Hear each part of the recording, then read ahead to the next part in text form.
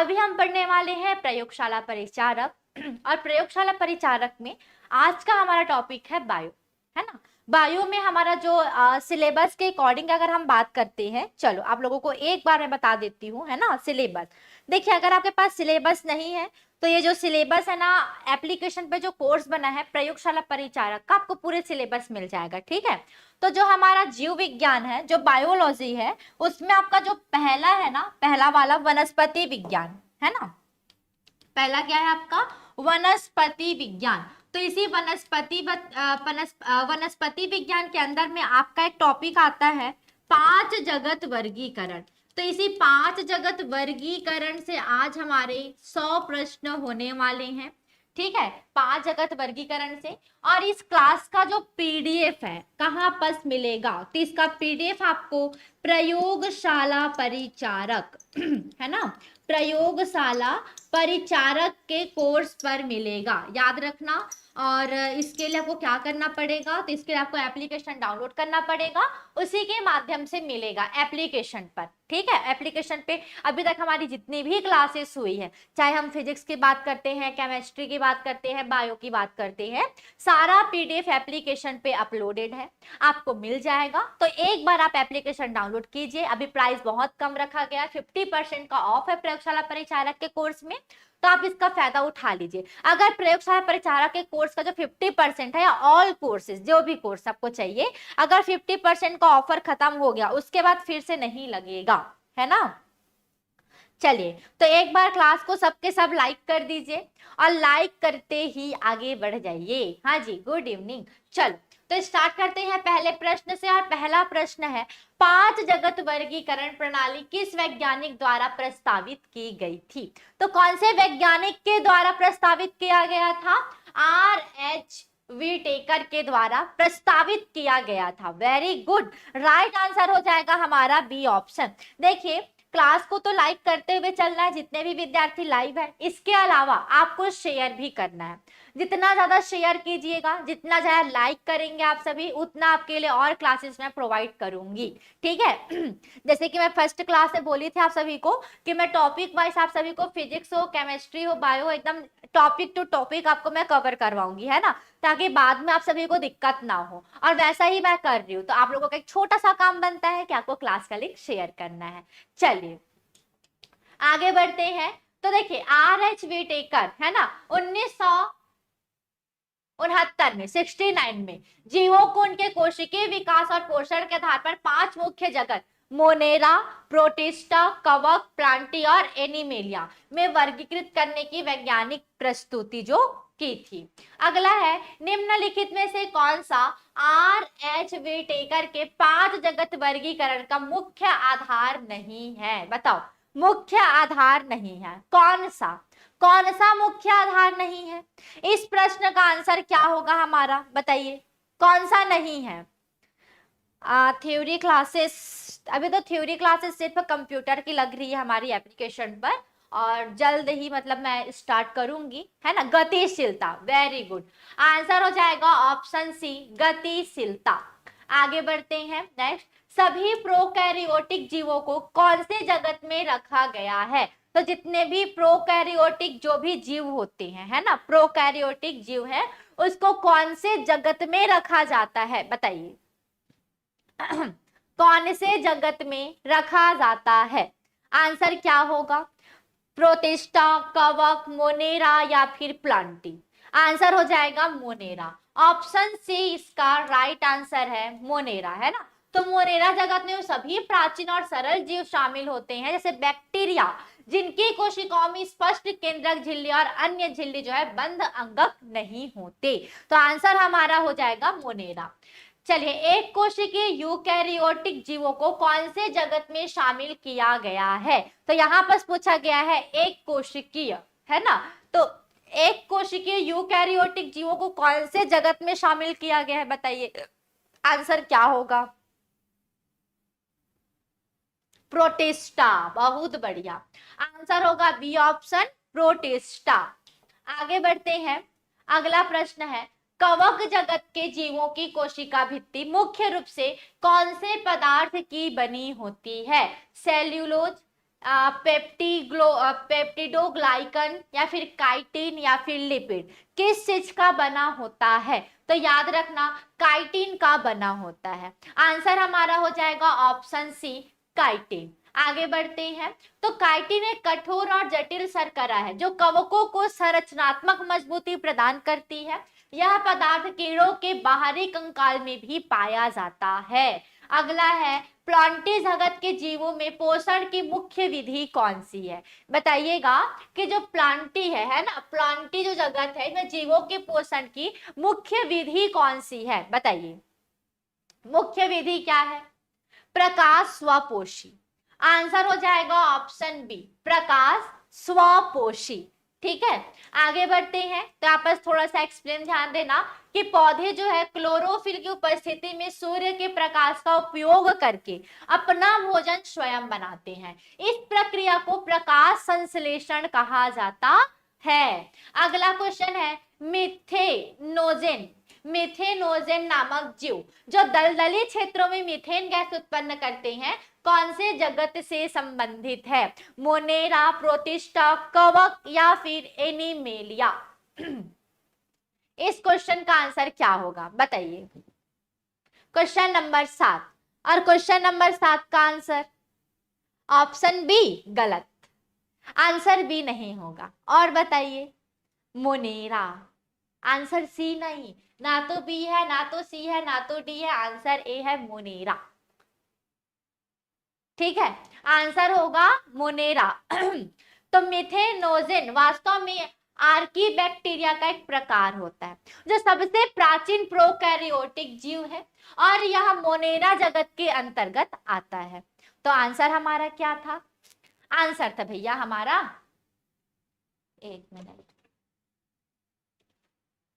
Minute है ना, थोड़ा सा रुक जाइएगा।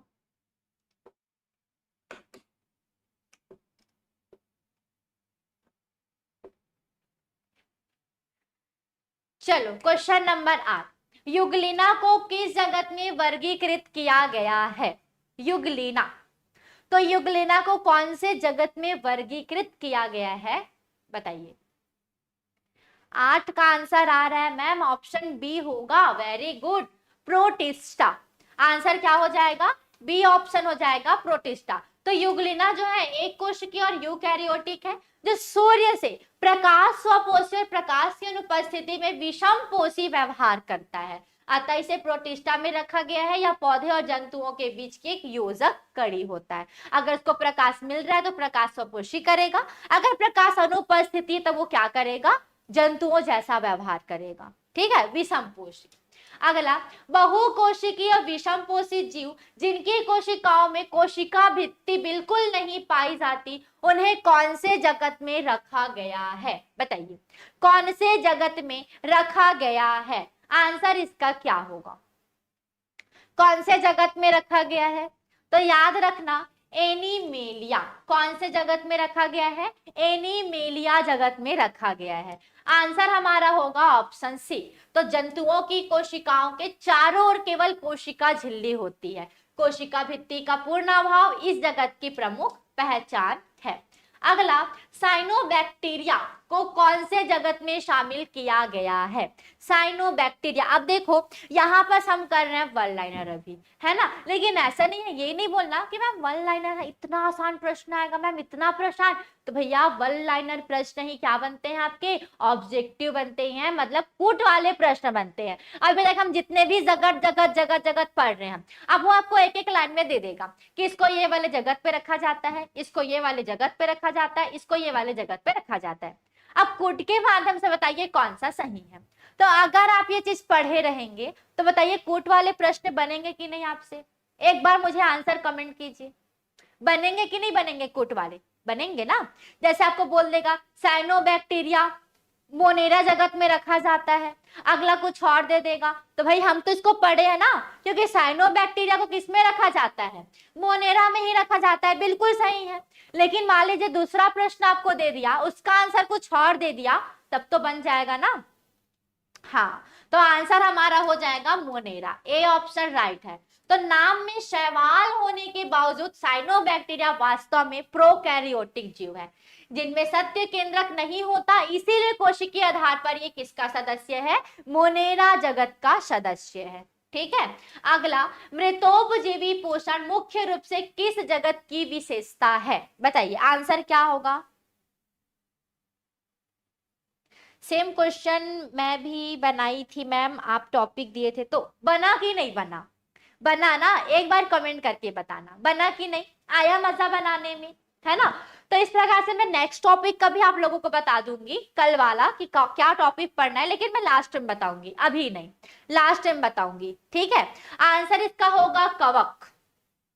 राइट आंसर होगा ऑप्शन बी कवक।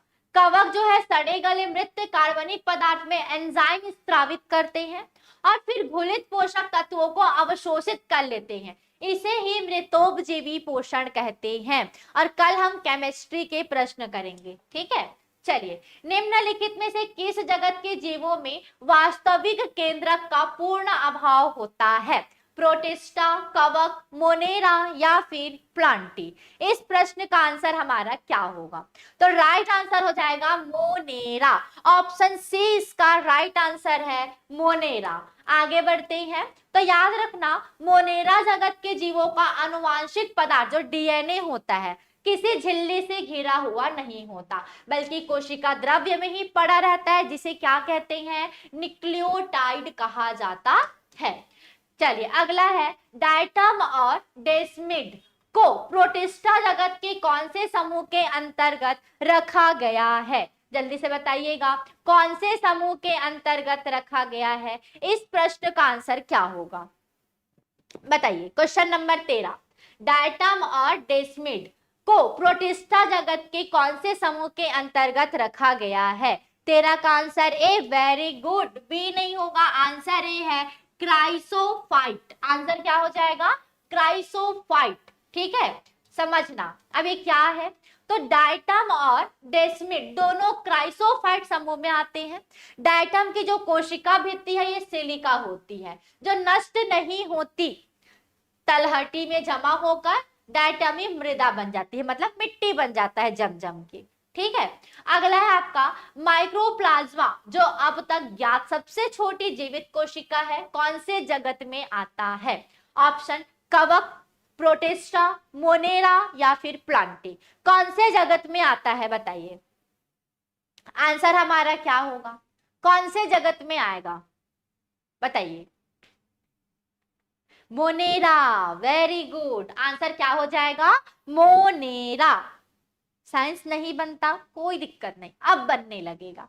इसका मैं ना 5 जगत वर्गीकरण का जो आपका थ्योरी चैप्टर है ना, इसका मैं थ्योरी क्लास लेकर आऊंगी। ठीक है। इसी सप्ताह आप लोगों को इस चैप्टर का मैं थ्योरी क्लास करवाऊंगी। अगर आप सब इस चीज के लिए एग्री हैं तो आप सब कमेंट कीजिएगा yes ma'am I am agree, है ना, या यस मैम करके कमेंट कीजिएगा। और ऐसे विद्यार्थी जो क्लास को बाद में देखेंगे, रिकॉर्डेड वीडियो देखेंगे, उनको भी कमेंट करके बताना है कि क्या आप सबके लिए इस टॉपिक से रिलेटेड थ्योरी क्लासेस चाहिए। अगर चाहिए होगा तो कमेंट करके जरूर बताइएगा। अगर ज्यादा कमेंट रहेगा तब मैं क्या लाऊंगी, इसका थ्योरी क्लासेस आप सबके लिए लाऊंगी, एकदम मस्त मजेदार वाला। ठीक है, चलो आगे बढ़ेंगे हम। अगला, कवक जगत में यीस्ट का एक विशिष्ट गुण क्या है जो इसे अधिकांश अन्य कवकों से अलग करता है। सब तैयार है तो एक बार क्लास को लाइक कर दीजिए भाई, एक बार फटाफट से लाइक कर दीजिए, ताकि मैं आप सभी के लिए हैप्पी खुशी खुशी आप सभी के लिए मैं थ्योरी क्लासेस लाऊं इस टॉपिक से रिलेटेड। अगर इस टॉपिक को ज्यादा आप शेयर करते हैं, है ना, तो नेक्स्ट क्लास भी थ्योरी मैं लाऊंगी ही लाऊंगी। चलो 15 क्वेश्चन का आंसर क्या होगा, बी ऑप्शन होगा, वेरी गुड। यह एक कोशिकीय होता है, कैसा होता है ये, एक कोशिकीय होता है, ऑप्शन बी राइट है। अगला, स्लाइम मोल्ड का अपवंक कवक कौन से जगत का सदस्य है, मोनेरा, प्रोटिस्टा, कवक या प्लांटी, तो ये होता है प्रोटिस्टा जगत का। आंसर हो जाएगा ऑप्शन बी प्रोटिस्टा। अगला है, अर्कीबैक्टीरिया सामान्य यूबैक्टीरिया से किस मुख्य विशेषता में भिन्न होते हैं जिसके कारण वे अत्यधिक कठोर वातावरण में जीवित रह सकते हैं। चलो जी, इसका आंसर तो इसमें होता है कोशिका भित्ति की संरचना। इसी कारण से वो कठोर वातावरण में भी जीवित रह सकते हैं। आंसर हो जाएगा ऑप्शन ए।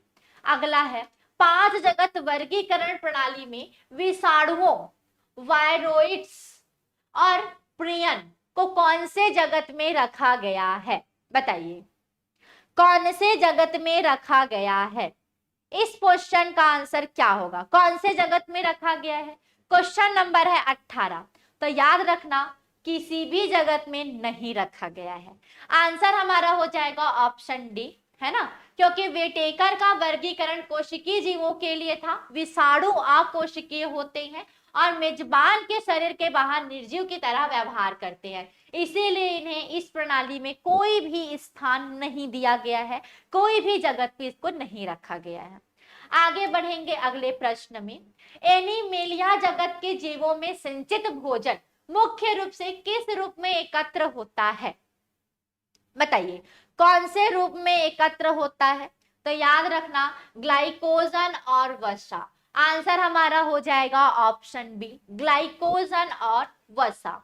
अगला प्रश्न है, किस जगत के जीव चक्र में 2 स्पष्ट अवस्थाएं पाई जाती है जिसे पीढ़ी कांतरण कहा जाता है? कौन सा? आंसर क्या होगा इसका? जल्दी से बता दीजिए। Right answer Plantae. आंसर हो जाएगा ऑप्शन सी, प्लांटी। आगे बढ़ते हैं हम अगले प्रश्न की ओर में। तो अगला प्रश्न है, वह कौन सा जगत है जिसमें सबसे अधिक उपापचयी विविधता पाई जाती है? तो वो कौन सा जगत है जिसमें सबसे ज्यादा उपापचयी विविधता पाई जाती है? देखो, जो हम टॉपिक पढ़ रहे हैं आज इसी से रिलेटेड प्रश्न रहेंगे, क्योंकि एक ही टॉपिक है, 5 जगत वर्गीकरण, है ना। और ये आपको एकदम अच्छे से याद हो जाएगा, एकदम मजा आ जाएगा, आप लोगों को याद भी हो जाएगा। आंसर होगा मोनेरा। ठीक है, राइट आंसर होगा मोनेरा, ऑप्शन बी। लाइकेन किन 2 जीवों का एक सहजीवी संघ है? लाइकेन, देखिए इस क्लास का जो पीडीएफ है ना, तुरंत इसके जस्ट बाद जैसे ही क्लास खत्म होगा, आपके प्रयोगशाला परिचारक, जितने भी विद्यार्थी कोर्स लिए हैं प्रयोगशाला परिचारक का और जो अभी लाइव क्लास अटेंड किए हैं, आपको मिल जाएगा कोर्स पर पीडीएफ, तुरंत मिलेगा ना। जैसे ही क्लास हमारा खत्म होगा ना, इसके बाद आपको पीडीएफ में प्रोवाइड कर दूंगी। ठीक है, चलो तो क्वेश्चन नंबर है 22 और 22 का आंसर क्या होगा? शैवाल और कवक। राइट आंसर होगा ऑप्शन बी, शैवाल और कवक। ठीक है, आगे बढ़ते हैं। अगला है, अपूर्ण कवक के रूप में कवक के किस वर्ग को जाना जाता है? बताइए, इस प्रश्न का आंसर क्या होगा हमारा? एकदम मस्त टाइप करके बता दीजिए फटाफट से, क्वेश्चन का आंसर क्या होगा?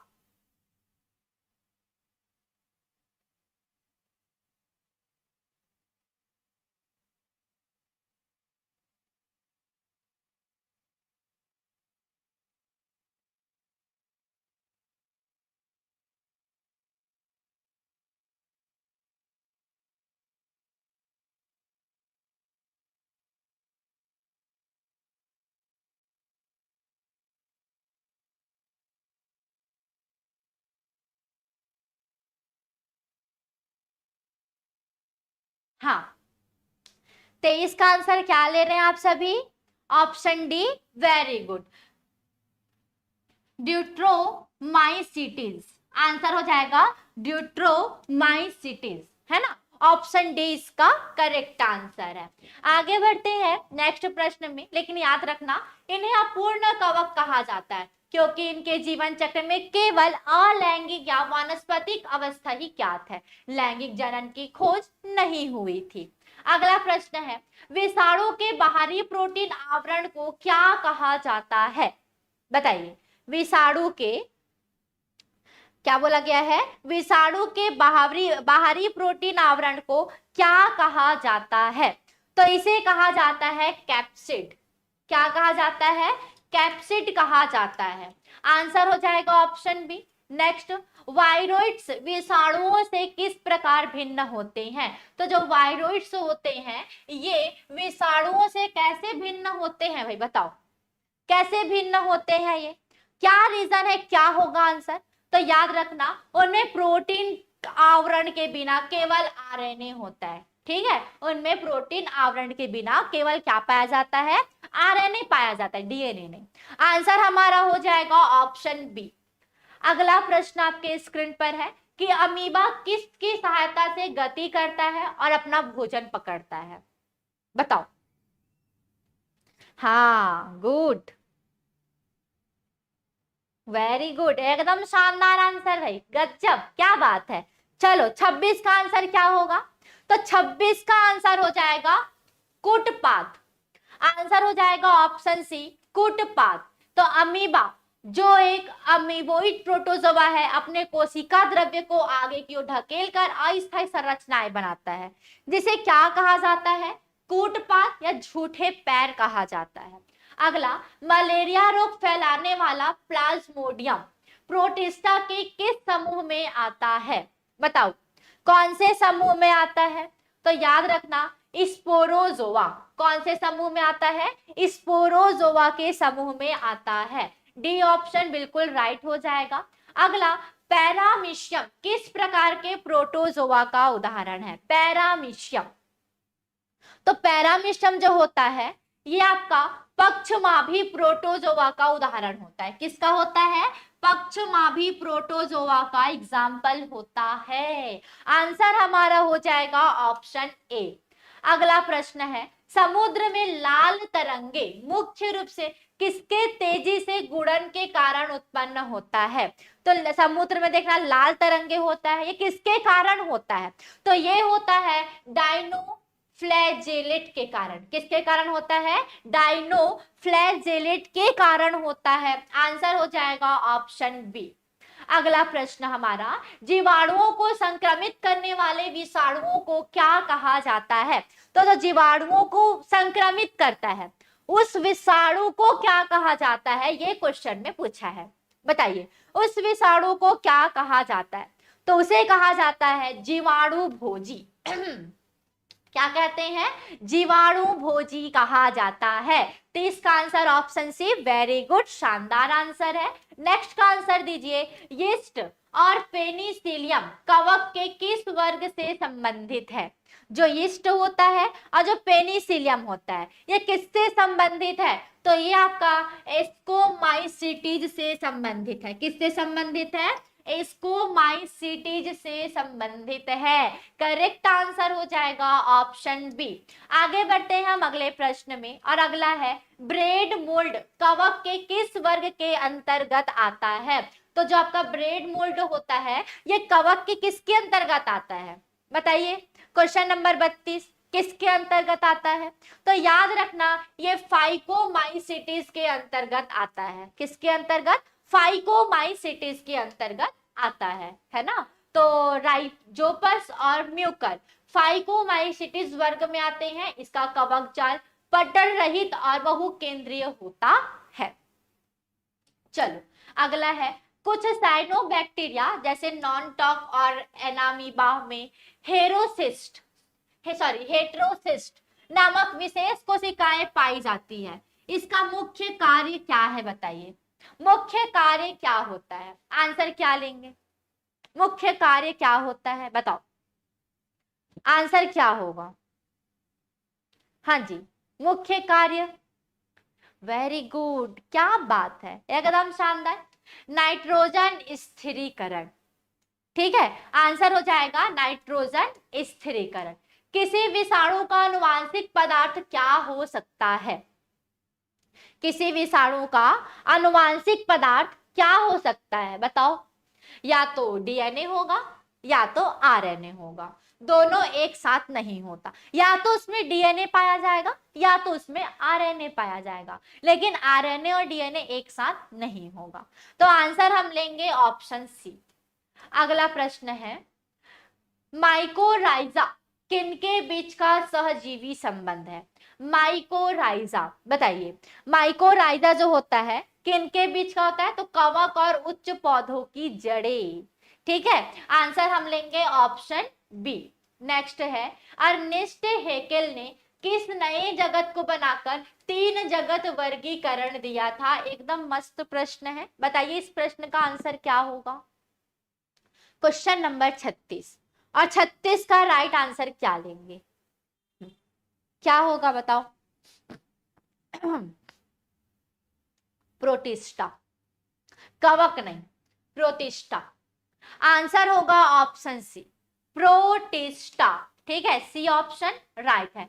तो हेकेल ने 1866 में प्लांटी और एनीमेलिया के साथ प्रोटिस्टा जगत को जोड़ा था, ताकि उन सूक्ष्म जीवों को अलग किया जा सके जो ना तो पूरी तरह पौधे थे और ना ही जंतु थे।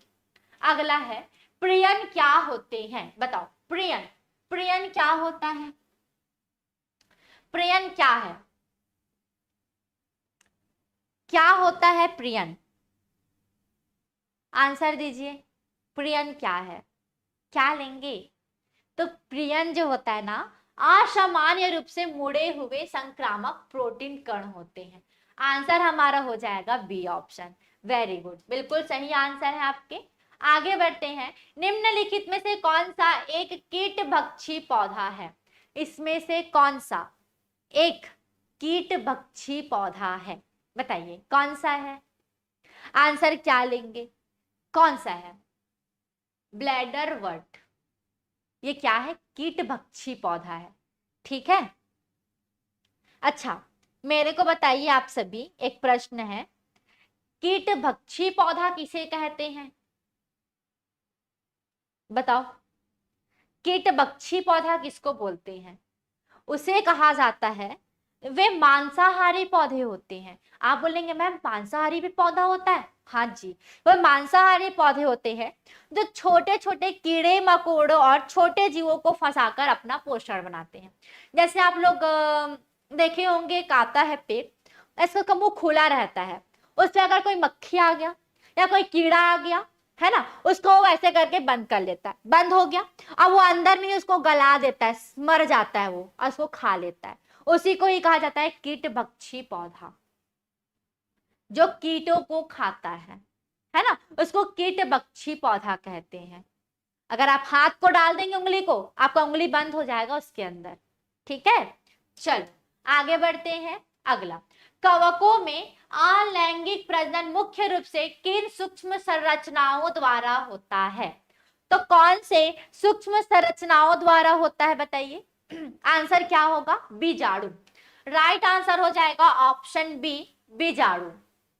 अगला, निद्रा रोग पैदा करने वाला ट्रिप्सैनोमा, ट्रिप्सनोसोमा है ना, ट्रिपेनोसोमा किस प्रकार का प्रोटोजोआ है? क्या बोला गया है?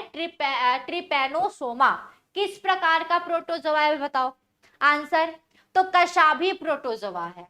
आंसर हो जाएगा ऑप्शन बी, कशाभी प्रोटोजोआ, है ना। ये क्या होता है? जो ट्रिपेनोसोमा होता है ना, गति के लिए कशाभिका पाई जाती है, और यह एक परजीवी है जो सीसी मक्खी के काटने से मनुष्यों में अफ्रीकी निद्रा रोग फैलाता है। एकदम, अगर नींद नहीं आ रहा है, पाल लेना एक आध तो, ठीक है, नींद आने लग जाएगा भाई, ठीक, एकदम मस्त निद्रा रोग में रहोगे फिर हमेशा।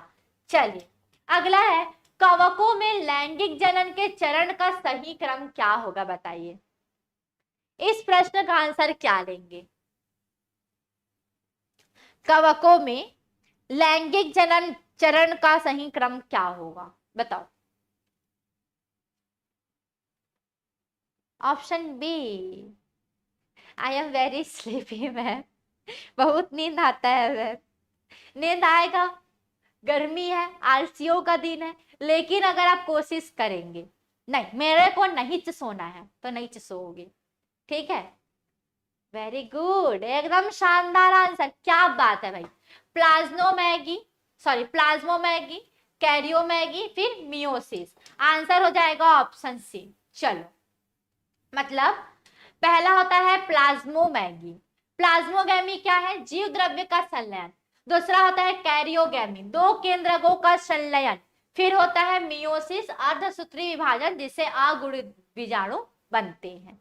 ठीक है, चलो अगला, डायनोफ्लैजेलेट में गति के लिए कितनी कशाभिकाएं पाई जाती है? आंसर क्या होगा?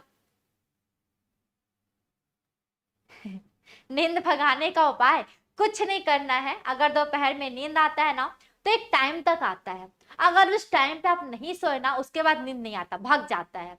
तो एकदम नींद आते रहेगा, एकदम नींद आते रहेगा ना, उस टाइम कुछ ना कुछ चीजों को आप अपने जीवन पे अप्लाई कर लीजिए। नहीं भैया मेरे को पढ़ना है बस।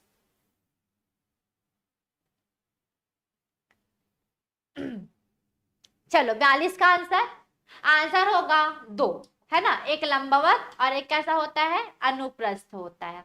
चलो कंटेजियम वाइवम फ्लूडियम, है ना, वाक्यांश किस वैज्ञानिक ने गढ़ा था, बताइए किन्होंने इसको गढ़ा था, आंसर क्या होगा इसका। तो याद रखना MW बिंजेरिक ने, किन्होंने गढ़ा था, MW बिंजेरिक ने गढ़ा था, ऑप्शन सी राइट है। अगला है डाइकैरियोन, डाइकैरियोन या द्विकेंद्रक अवस्था मुख्य रूप से किस कवक वर्ग की विशेषता है। I am new student ma'am ji, welcome, welcome है भाई सूरज कुमार, स्वागत है आप सभी का, आपका और आप सभी का जितने भी लाइव क्लास में जुड़े हुए हैं, ठीक है। हाँ तो 44 का आंसर क्या होगा, ऑप्शन बी होगा, वेरी गुड, एस्कोमाइसिटीज और बेसिडोमाइसिटीज, है ना, आंसर हमारा हो जाएगा बी ऑप्शन। आगे बढ़ते हैं तो समझना इन कवकों में प्लाज्मोगैमी के तुरंत बाद केंद्रकों का संलयन नहीं होता, बल्कि एक मध्यवर्ती अवस्था आती है जिसमें एक कोशिका में दो केंद्रक मौजूद होते हैं, इसे डाइकैरियोन अवस्था कहा जाता है। क्लियर है आप सभी को, बताइए क्लियर है। चलो आगे बढ़ेंगे, आलू का तरकूकंद रोग किसके कारण होता है, तो आलू का जो तरकू रोग कौन सा है जी, तरकूकंद रोग है, बताओ किस कारण से होता है ये।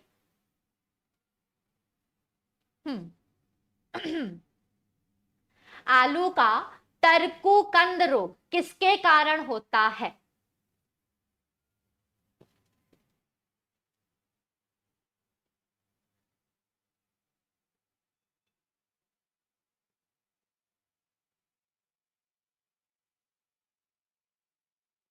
किसके कारण, अच्छा प्रश्न है 45 का, वायरोइड के कारण होता है, वायरोइड के कारण होता है, किसके कारण होता है, वायरोइड के कारण होता है। इस विशिष्ट रोग जनक का नाम है आलू तुर्क कंद रोग, ठीक है। चलो इसकी खोज किन्होंने की थी, क्या आपको पता है क्या, इसका खोज किन्होंने किया था बताइए, अगर मालूम है तो बताइए किन्होंने किया था और कब किया था, हो सकता है प्रश्न पूछ लिया जाए। तो इसका खोज है इस संक्रामक कारक का खोज वैज्ञानिक T.O. Dinar, T.O. डाइनर ने किया था 1971 में, और दुनिया में खोजा गया पहला क्या था, ये वायरोइड था, ठीक है। चलो चलो चलो चलो, तो याद रखना ये जो होता है ना पौधों का रुकना, मतलब आलू के पौधे छोटे और सीधे खड़े रह जाते हैं जिससे उनका विकास रुक जाता है, तो यही रोग होता है, ठीक है। चलिए अगला प्रश्न है हमारा, वह कौन सा समूह है जिसे क्लब फंगी के नाम से जाना जाता है और जिसमें खाने योग्य मशरूम आते हैं। तो ये प्रश्न का आंसर तो आप सब ले लेंगे, मेरे को पता है ना, आंसर क्या हो जाएगा, बेसियोडोमाइसिटीज, आंसर हो जाएगा option C, very good, right answer है सी ऑप्शन। नेक्स्ट, जीवाणु मुख्य रूप से किस विधि द्वारा प्रजनन करते हैं, तो जो जीवाणु होते हैं ये कौन से विधि के द्वारा प्रजनन करते हैं, तो याद रखना द्विखंडन, आंसर हमारा हो जाएगा ऑप्शन बी द्विखंडन। अगला है, रसायन संश्लेषी स्वपोषी जीवाणु ऊर्जा एटीपी प्राप्त करने के लिए किसका ऑक्सीकरण करते हैं, तो किसका ऑक्सीकरण करेंगे, अकार्बनिक पदार्थों का, जैसे नाइट्रेट हो गया, नाइट्राइट हो गया और अमोनिया हो गया, तो आंसर हम लेंगे ऑप्शन सी। अगला प्रश्न है, निम्नलिखित में से कौन सा रोग जीवाणु जनित नहीं है, अब इसमें से कौन सा रोग है जो जीवाणु जनित नहीं है, बताइए इस प्रश्न का आंसर क्या आएगा, तो आंसर आएगा इन्फ्लुएंजा, आंसर क्या हो जाएगा? ऑप्शन बी इन्फ्लुएंजा इस प्रश्न का करेक्ट आंसर है। आगे बढ़ते हैं क्वेश्चन नंबर 50 की ओर में, और नेक्स्ट है अत्यधिक लवणीय क्षेत्रों में पाए जाने वाले आर्की बैक्टीरिया को क्या कहा जाता है? बताओ क्या कहा जाता है, आंसर क्या होगा? हाँ, राइट आंसर क्या लेंगे? Option A, option B, option C या फिर ऑप्शन डी? क्वेश्चन नंबर 50 और 50 का correct answer option A. Option A नहीं होगा, आंसर बी होगा, हेलोफाइलस, है ना। तो अत्यधिक लवणीय क्षेत्रों में पाए जाने वाले आर्की बैक्टीरिया को हेलोफाइलस कहा जाता है। आंसर हमारा हो जाएगा बी ऑप्शन। 50 क्वेश्चन हो गया। आप बताइए आगे का प्रश्न करना है, मजा आ रहा है क्लास की नहीं आ रहा है? मतलब क्वेश्चन अच्छा लग रहा है कि नहीं लग रहा है, ये बताइए। क्वेश्चन कैसा लग रहा है आप सभी को, एक बार कमेंट करके बताइए, फिर हम आगे के प्रश्न में कंटिन्यू चलेंगे। और क्वेश्चन कैसा लग रहा है? भावेश एआई यूज कर रहे हैं मैम, अच्छा। अरे बाप रे, मतलब लाइव क्लास में आप लोग एआई यूज कर सकते हो, ऐसा? गुड। तभी तो मैं सोची हिंदी और इंग्लिश एक साथ, हाउ पॉसिबल। कोई बात नहीं, चलो अगला। मतलब इतने एडवांस हो गए हो। चलो यूट्यूब में कब से आई चलने लग गया भाई, वही तो मैं भी सोच रही हूँ। चलो अगर ऐसा है तो ठीक, बहुत बढ़िया। ऐसा भी होता है क्या जी, बताइए मेरे को।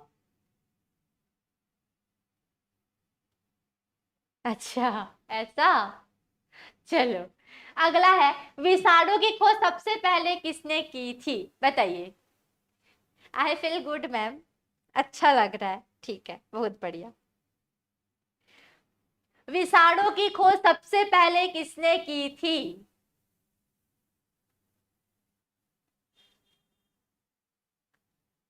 बताओ, विषाणु की खोज किन्होंने किया था और कब किया था, ये भी बताना, कब किया था। हाँ, आंसर होगा दिमित्री इवानोवस्की, इन्होंने किया था, है ना। किन्होंने किया था? तो याद रखना, वनस्पति शास्त्री दिमित्री इवानोवस्की ने किया था। और कब किया था इन्होंने? 1892 में, 1892 में किया था। तो ये आपको याद रखना है। I am doing 200%, it's become clear from the answer. Okay, 200% कर रहे हैं, आंसर से समझ आ जाता है, ठीक। अच्छा, पहला खोजा गया विषाणु कौन सा है बताइए। मेरा प्रश्न है आप लोगों से कि पहला खोजा गया विषाणु कौन सा है, जल्दी बताओ। पहला खोजा गया विषाणु कौन सा है? हो सकता है एग्जाम में क्वेश्चन आ जाए भाई। आंसर क्या लेंगे? पहला खोजा गया विषाणु, जल्दी नाम बताओ।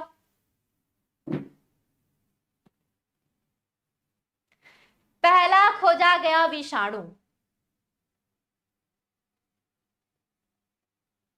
नहीं नहीं, अगर कोई आंसर दे रहा है तो उसकी रिस्पेक्ट करते हैं, है ना। ऐसा नहीं है भाई, उसकी रिस्पेक्ट किया कीजिए, कम से कम आंसर तो दे रहे हैं। आंसर देने से भाग तो नहीं रहे ना वो इंसान। चलो बताओ जल्दी से आंसर, पहला खोजा गया विषाणु कौन सा है? नहीं मालूम? जल्दी बताओ। तो याद रखना, tobacco, tobacco mosaic virus, short में इसको TMV कहते हैं, है ना। हाँ, टोबैको मोजेक वायरस, जिसको शॉर्ट में TMV कहते हैं, याद रखना। उसका नाम तंबाकू मोजेक विषाणु है, ठीक है, याद रखना इस चीज को भाई। चलो आगे बढ़ते हैं अगले प्रश्न में। स्लाइम मॉडल्स अनुकूल परिस्थितियों में एकत्रीकरण करके जो बहुकेंद्रीय संरचना बनाते हैं उसे क्या कहते हैं? बताओ, उसे क्या कहा जाता है? तो उसे कहा जाता है प्लाज्मोडियम। क्या कहा जाता है? प्लाज्मोडियम कहा जाता है, ऑप्शन बी। जंतु जगत में भोजन ग्रहण करने की मुख्य विधि को क्या कहा जाता है? तो जंतु जगत में भोजन ग्रहण करने की विधि को क्या कहते हैं? प्राणी संभोजी। क्या कहते हैं? प्राणी संभोजी कहा जाता है, ऑप्शन सी। एंट अमीबा हिस्टोरिका जो मनुष्यों में पेचिस फैलाता है, प्रोटोजोआ के किस समूह में आता है? यह 10 तो हो गया भाई, है ना? तो कौन से समूह में आता है बताओ? इस क्वेश्चन का आंसर क्या होगा? क्या लेंगे? आंसर होगा अमीबोइड प्रोटोजोआ। किस में आता है? अमीबोइड प्रोटोजोआ में आता है, ऑप्शन डी। ड्यूट्रोमाइसिटिस कवक केवल अलैंगिक बीजाणुओं द्वारा प्रजनन करते हैं, इन बीजाणुओं को क्या कहा जाता है? बताइए, इन बीजाणुओं को क्या कहा जाता है? राइट आंसर क्या हो जाएगा? कोनिडिया। क्या कहते हैं? कोनिडिया कहते हैं। सही आंसर हो जाएगा ऑप्शन बी। नेक्स्ट है, दुनिया की पहली एंटीबायोटिक पेनिसिलिन किस जगत के सूक्ष्म जीव से प्राप्त किया गया था? मोनेरा, कवक, प्रोटिस्टा या फिर प्लांटी? इस प्रश्न का सही आंसर क्या है? फटाफट से बता दीजिए। अगर क्लास मजा आ रहा है शेयर भी कर देना है और क्वेश्चन का आंसर भी देना है। क्वेश्चन नंबर 56 का आंसर हो जाएगा कवक। ठीक है, आंसर हो जाएगा कवक। अगला क्वेश्चन है, निम्नलिखित में से किस प्रोटिस्ट को महासागरों के मुख्य उत्पाद कहा जाता है? बताओ, महासागरों के मुख्य उत्पाद कहा जाता है? आंसर क्या होगा? क्वेश्चन नंबर 57 और 57 का आंसर डाइटम। आंसर हो जाएगा डाइटम, ऑप्शन सी राइट है। पादप विषाणुओं का अनुवांशिक पदार्थ आमतौर पर क्या होता है? बताओ, आमतौर पर क्या होता है? तो सिंगल सिंड्रेटेड होता है आरएनए, मतलब एसएसआरएनए। एसएसआरएनए का फुल फॉर्म होता है सिंगल स्ट्रैंडेड आरएनए, याद रखिएगा। ठीक है, आंसर होगा ऑप्शन ए। अगला है, आर.एच. व्हिटेकर द्वारा 5 जगत वर्गीकरण प्रणाली किस वर्ष प्रस्तुत किया गया था? तो कौन से वर्ष उन्होंने प्रस्तुत किया था? 1968 में। नहीं, कब किया था? 1869 में या फिर 1969 में, 1959 में या 1979 में? तो 1969 में किया था उन्होंने, 1969 में। आंसर हो जाएगा बी ऑप्शन। ठीक है, अगला, कोएनोसाइटिक या बहुकेंद्रीय कवक जाल जिसमें पट नहीं होते, किस कवक वर्ग की पहचान है?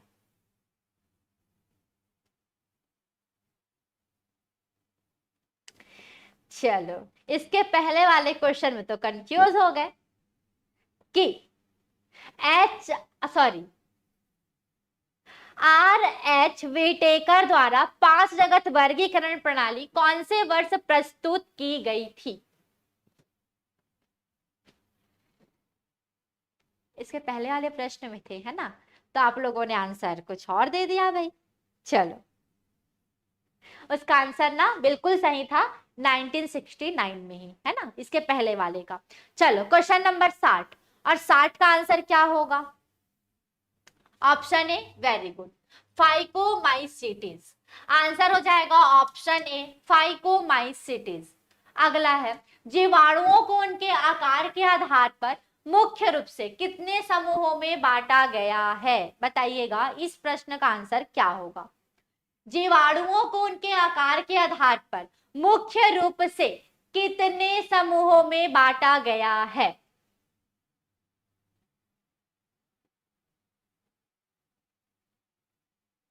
अच्छा, इतने सारे ईयर पढ़ते हैं, याद नहीं होता, याद रखा कीजिए, है ना, और रखना पड़ेगा जी।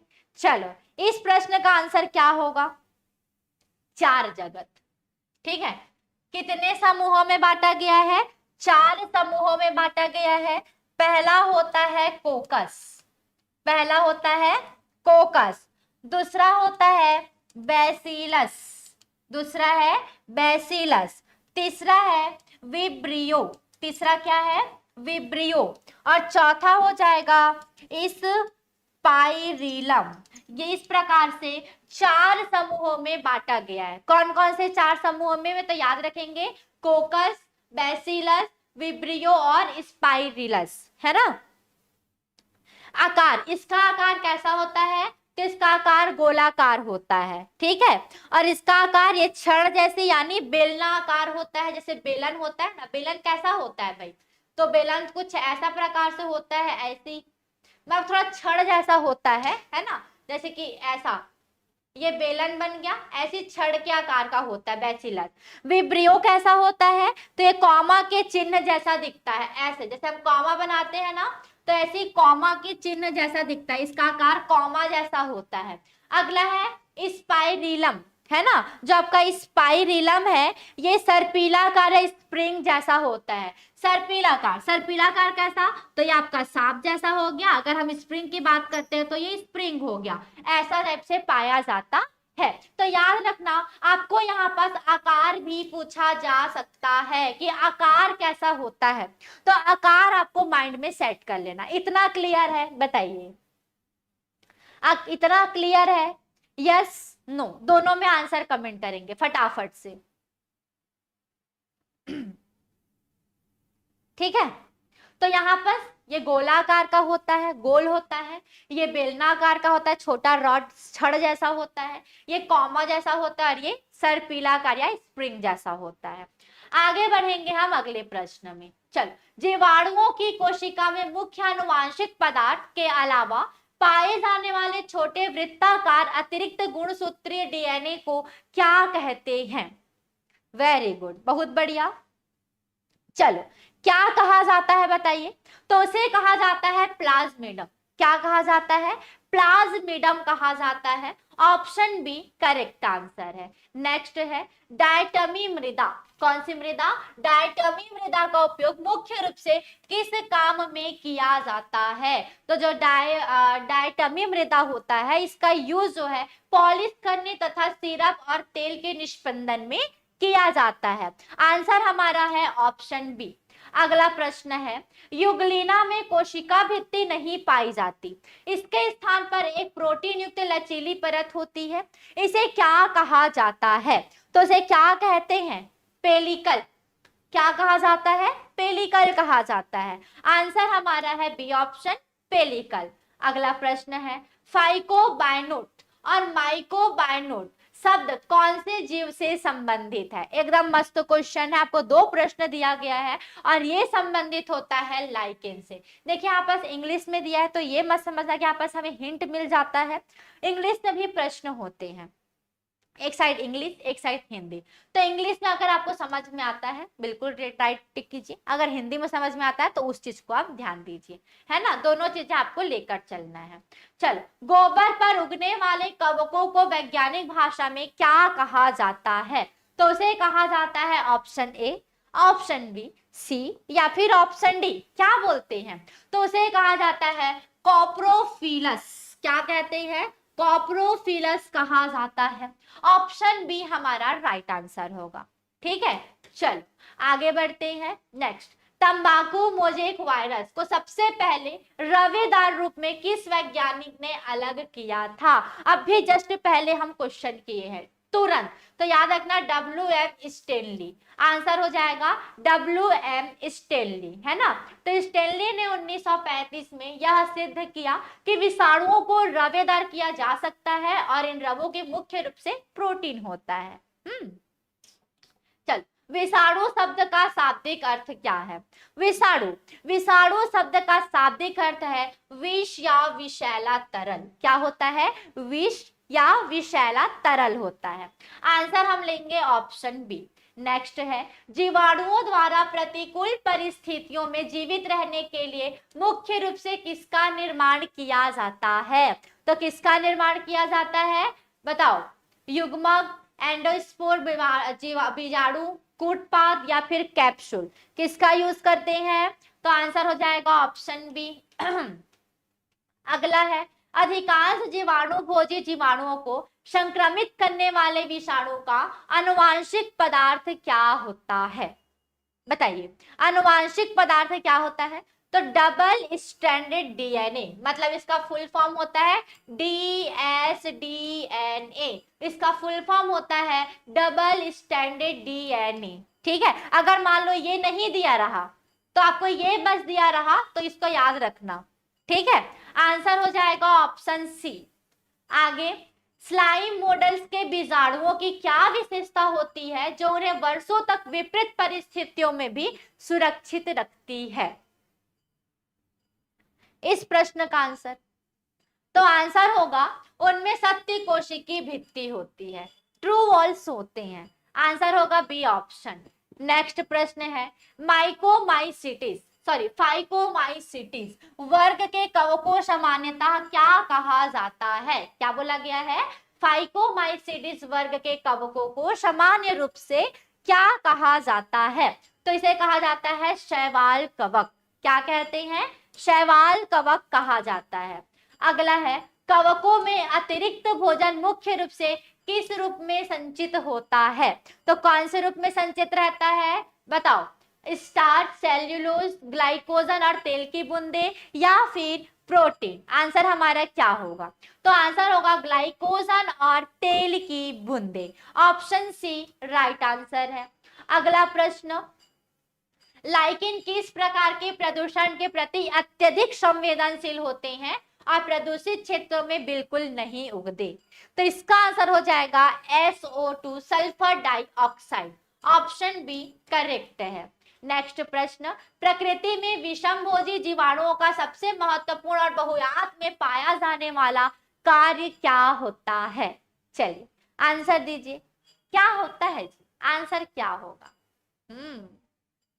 चलो, क्वेश्चन नंबर 75 और 75 का आंसर अपघटक के रूप में कार्य करना। ठीक है, आंसर बी। क्राइसोफाइट, डाइनोफ्लेजेट और यूक्लिनाइट प्रोटिस्टा जगत के समूह हैं, मुख्य रूप से किस प्रकार के वातावरण में पाए जाते हैं? बताओ, किस प्रकार के वातावरण में पाए जाते हैं? सही आंसर क्या होगा? जलीय वातावरण में। ठीक है, आंसर हो जाएगा जलीय वातावरण में। पैरामीशियम में कोशिका के बाहर से भोजन को अंदर ले जाने का जो एक विशेष गुहा होता है उसे क्या कहा जाता है? क्या कहा जाता है बताइए। क्वेश्चन नंबर 77 77 का आंसर क्या कहते हैं? ऑप्शन ए गलत और ऑप्शन डी गलत। गलेट कहा जाता है। क्या बोलते हैं? गलेट, याद रखना है ना, ऑप्शन बी। तो पैरामीशियम एक पक्षमाभी प्रोटोजोआ एक गुहा या गलेट होता है जो कोशिका की सतह के बाहर की ओर खुलती है। सिलिया की लयबद्ध गति से भोजन गलेट के अंदर जाता है। ठीक है, आंसर था हमारा बी। अगला, मोनेरा जगत में प्रकाश संश्लेषी स्वपोषी जीवाणुओं का सबसे प्रमुख उदाहरण कौन सा है? बताइए। मजा आ रहा है? प्रश्न करने में मजा आ रहा है कि नहीं आ रहा है बताइए। अगर मजा आ रहा होगा तो ऐसे ही क्वेश्चन और मजेदार लाया जाएगा। आंसर होगा साइनोबैक्टीरिया। ऑप्शन सी इसका राइट आंसर है। ठीक है, साइनोबैक्टीरिया। जीवों को केवल प्लांटी और एनिमेलिया में बांटने वाली द्विजगत वर्गीकरण प्रणाली जो है किसने प्रस्तुत की थी? तो किन्होंने प्रस्तुत किया था? कैरोलस लिनियस ने। किन्होंने प्रस्तुत किया था? कैरोलस लिनियस ने, है ना। अगला है, कवक मूल में कवक उच्च श्रेणी के पौधे क्या लाभ पहुंचाते हैं? क्या लाभ पहुंचाते हैं बताइए। तो वे मिट्टी से फास्फोरस और जल का अवशोषण करके पौधों को दे देते हैं जी। आंसर हमारा हो जाएगा बी ऑप्शन। नेक्स्ट है, एस्कोमाइसिटिस वर्ग के किस कवक का उपयोग आनुवांशिक और जैव रासायनिक अनुसंधान में बहुयात में किया जाता है? तो इसका आंसर क्या होगा? न्यूरोस्पा। न्यूरोस्पा आंसर हो जाएगा ऑप्शन बी, न्यूरोस्पा। ठीक है, सरसों के पौधों पर सफेद रतुआ नामक परजीवी रोग किस कवक के कारण होता है? तो सरसों के पौधे देखे हो तो ये होता है एल ब्यूगो। आंसर हो जाएगा ऑप्शन बी, एल ब्यूगो। अगला है कवकों के लैंगिक जनन में प्लाज्मोगैमी का सटीक अर्थ क्या होता है? प्लाज्मोगैमी, प्लाज्मोगैमी का सटीक अर्थ क्या लेंगे? तो इसका एक सटीक अर्थ होता है दो कोशिकाओं के जीव द्रव्य का संलयन, इसी को कहा जाता है प्लाज्मोगैमी। याद रखना प्लाज्मोगैमी किसे कहा जाता है? तो दो कोशिकाओं के जीव द्रव्य का संलयन होता है। आंसर हो जाएगा ऑप्शन बी। नेक्स्ट है क्वेश्चन, गेहूं में रस्ट और स्मट रोग मुख्य रूप से किस कवक वर्ग के सदस्यों द्वारा फैलाए जाते हैं? चलिए क्वेश्चन नंबर है 84 और 84 का आंसर क्या होगा जल्दी से बताइए। क्वेश्चन नंबर 84 और 84 का आंसर क्या होगा बताइए, क्या लेंगे आंसर? ऑप्शन बी, 84 का बी। और जो बी बोल रहे हैं गलत, जो ए बोले सही।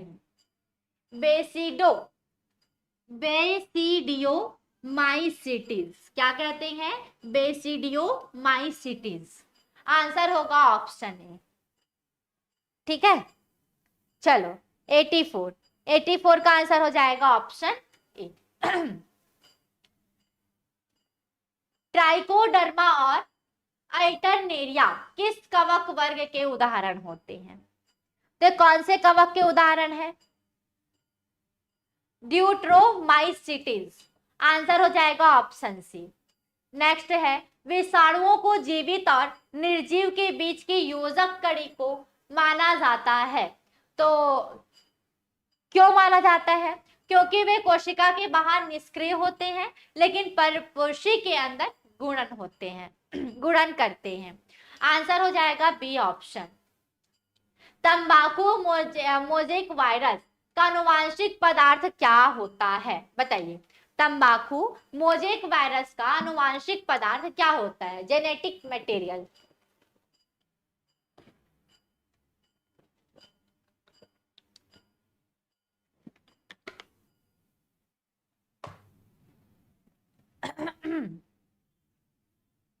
SSRNA, single standard RNA। Answer हो जाएगा ऑप्शन ए।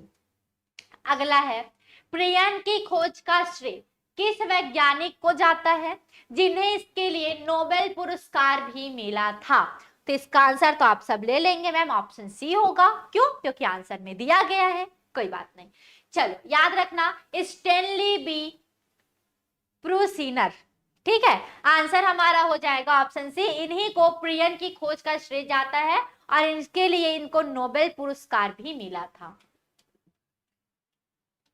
मोनेरा जगत के जीवाणुओं में पाई जाने वाली कशाबिका मुख्य रूप से किस प्रोटीन की बनी होती है? बताओ कौन से प्रोटीन का बना होता है? तो ये बना होता है फ्लैजेलिन का। किसका बना होता है? फ्लैजेलिन का बना होता है। साइनोबैक्टीरिया में प्रकाश संश्लेषण के लिए मुख्य रूप से हरे पौधे के समान कौन सा वर्णक पाया जाता है? तो हरे, है ना, बोला गया है हरे पौधे के समान कौन सा वर्णक पाया जाता है? Chlorophyll A. आंसर हो जाएगा ऑप्शन सी, क्लोरोफिल ए पाया जाता है। चलो अगला है डायनोफ्लैजेलेट की कोशिका भित्ति की बाहरी सतह पर क्या पाया जाता है जो इसे एक विशिष्ट आकार देता है, विशिष्ट एक शेप देता है? आंसर क्या लेंगे? क्या होगा? बी ऑप्शन, सेल्यूलोज की कड़ी पट्टिकाएं, ऑप्शन बी। अगला है कुछ आर्की बैक्टीरिया गाय और भैंस जैसे जुगाली करने वाले जानवरों के आमाशय में पाए जाते हैं। वे कौन से कारक होते हैं? क्या होते हैं? तो वो होते हैं मिथेनोजेन। क्या होते हैं? मिथेनोजेन। कवकों का वह जाला या नेटवर्क जो पूरे आधार पर फैल जाता है वो क्या कहलाता है? तो ये कहलाता है माइसेलियम या कवक जाल। ऑप्शन बी करेक्ट है। किस कवक का उपयोग बेकिंग और ब्रूइंग मतलब ब्रेड बनाने वाले में और बियर शराब बनाने के उद्योग में बहुतायत में किया जाता है? ठीक है, तो किसका, कौन से कवक का यूज किया जाता है? तो याद रखिएगा यीस्ट या सैकेरोमाइसिस का उपयोग किया जाता है। इस कवक का यूज करके ब्रेड और तो शराब होता है ना, बियर जो होता है इसी का यूज करते हैं, ऑप्शन सी।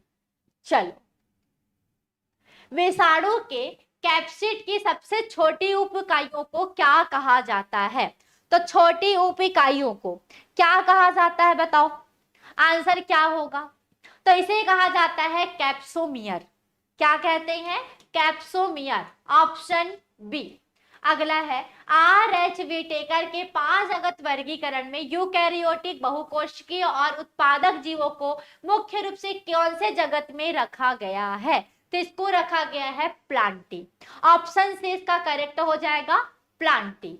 अलग है, अगला क्वेश्चन है, किस प्राचीन यूनानी दार्शनिक ने सबसे पहले जीवों को वैज्ञानिक आधार पर वर्गीकृत करने का प्रयास किया था और जंतुओं को लाल रक्त की उपस्थिति अनुपस्थिति के आधार पर बांटा था? बताओ, इस प्रश्न का आंसर क्या होगा? केमिस्ट्री का नोट्स, ओके, एप्लीकेशन पे ना, एप्लीकेशन पे जो कोर्स है हमारा प्रयोगशाला परिचारक का, उसी कोर्स पर नोट्स जो है प्रोवाइड होगा, ठीक है। चलो, 97 का आंसर क्या ले रहे हो भाई? ऑप्शन बी, अरस्तु। बहुत बढ़िया, आंसर हो जाएगा बी ऑप्शन, अरस्तु। अगला है, मोनेरा जगत का एकमात्र ऐसा जीव कौन सा है जिसमें कोशिका भित्ति पूरी तरह से अनुपस्थित होता है? तो वो है माइकोप्लाज्मा। आंसर क्या हो जाएगा? माइकोप्लाज्मा। अगला है, विषाणुओं को ऑब्लिगेट पैरासाइट यानी अविकल्पी परजीवी क्यों कहा जाता है? क्योंकि वे किसी जीवित परपोषी कोशिका के बिना बिल्कुल भी गुणन नहीं कर सकते। तो आंसर हमारा हो जाएगा ऑप्शन बी। अगला है, आर एच विटेकर के वर्गीकरण का मुख्य आधार निम्नलिखित में से कौन सा नहीं था? बताओ, कौन सा नहीं था? आंसर हमारा क्या होगा? कौन सा नहीं था? इस प्रश्न का आंसर क्या होगा बताइए, कौन सा नहीं था? कोशिका संरचना, थैलस संगठन, प्रजनन की विधि, रक्त का रंग। 100 का भी गलत। आंसर होगा कलर ऑफ ब्लड, रक्त का रंग, ठीक है। ऑप्शन डी इसका करेक्ट आंसर है। याद रखना, यहाँ पर रक्त का रंग जो है अरस्तु के वर्गीकरण का आधार था। विटेकर के वर्गीकरण के लिए 5 मुख्य वैज्ञानिक मापदंडों का उपयोग किया गया था: कोशिका संरचना, शारीरिक संगठन, पोषण की विधि, प्रजनन और जाति वृत्तीय संबंध। आया समझ में? तो इस प्रकार से अरस्तु का अलग है, विटेकर का अलग है ना। अब यहाँ पर आपके जो 100 क्वेश्चन लाया गया था, है ना, आज का टॉपिक था 5 जगत वर्गीकरण। तो 5 जगत वर्गीकरण से आप सबको क्वेश्चन कैसा लगा है, एक प्यारा सा कमेंट करके जरूर बताना, ठीक है। इसमें हम किए हैं 100 प्रश्न और ये 100 क्वेश्चन का सीरीज आप सभी को कैसा लगा है? आप सबके कमेंट का वेट रहेगा मुझे कि मैम बहुत अच्छा लगा है, शानदार लगा है, जबरदस्त लगा है। क्लास का